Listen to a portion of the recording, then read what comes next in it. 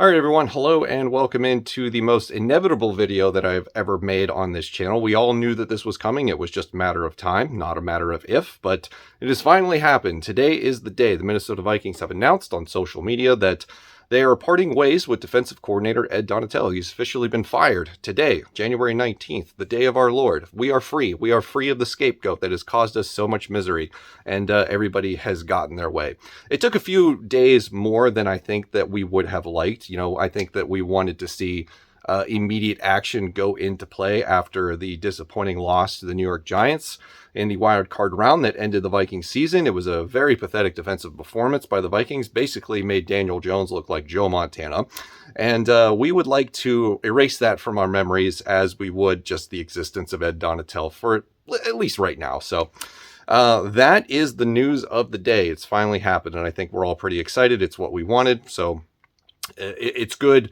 It needed to happen, and it wasn't an inevitability, as I said at the top of the video. So I don't want to spend the rest of this video, which is going to be short, by the way, because there's just not much to talk about. I don't want to spend a lot of this video talking about the defense and what it was last season and how they should have made a change mid-season and how the scheme just maybe didn't fit the personnel, because we've done that ad nauseum. I don't think there's anything to add on that, so we're going to move on. So what does this mean for the Vikings going forward? Well, a number of things. Number one, I'm glad that they did this without wasting any more time, because other teams are already in the midst of hiring and interviewing candidates for their empty, vacant defensive coordinator positions. The Browns have the jump on everybody. They fired their guy almost immediately after their regular season was over, and they've since hired Jim Schwartz, who I believe was the defensive coordinator for the Philadelphia Eagles during the 2017 season when they went to the Super Bowl. Now, I don't know if we're going to find any kind of magic like that, but I think the one thing to look out for going forward as they start bringing in candidates to interview is that Kevin O'Connell has made it seem like that they want this scheme to stay in place, this new 3-4 defense. So maybe we'll be looking at candidates who fall under the Vic Fangio tree, much like Ed Donatello did when he was brought on board with this brand new coaching staff that was made last offseason. Yesterday at the press conference, which, by the way, resulted in nothing worth covering, which is why I didn't make a video after it was over yesterday. Kwesi Adofo-Mensah, Kevin O'Connell had their end-of-the-year press conference, basically said nothing, but they did say that they were going to go through a process interviewing and figuring out what they wanted to do after they were asked about the future of Ed Donatello. And apparently that process only takes 24 hours because a little bit more than that, he has been since released of his duties as defensive coordinator of the Minnesota Vikings. A warning to fans out there everywhere of the Minnesota Vikings celebrating today.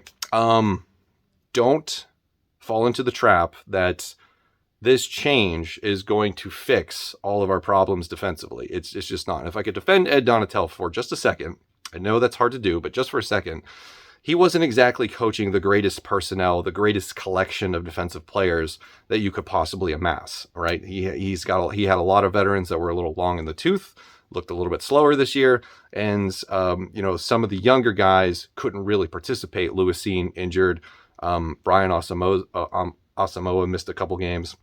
Caleb Evans had all the concussions, so it was pretty tough for him to put together a defense. And I always kind of wondered, maybe they were just running the scheme that they were because that's all they had to work with. So keep in mind, no matter who takes over as the next defensive coordinator of the Minnesota Vikings, they've got a tough job ahead of them, because this entire defense is going to be gutted, or at least most of it, and they're going to have to figure out how to provide an influx of new talent with very little draft capital and very little cap room. Now, there's going to be things that they can do to maneuver themselves into a better situation as the offseason progresses.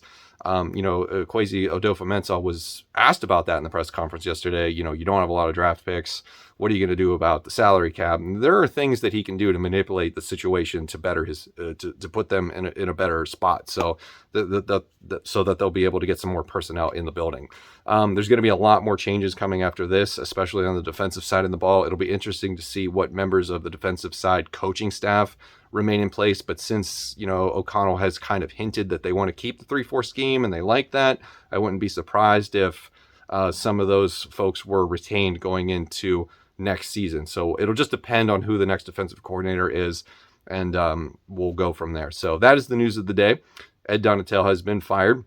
Kind of wild, right? Because we went from a head coach who was a defensive-minded guy in Mike Zimmer. He was fired last offseason.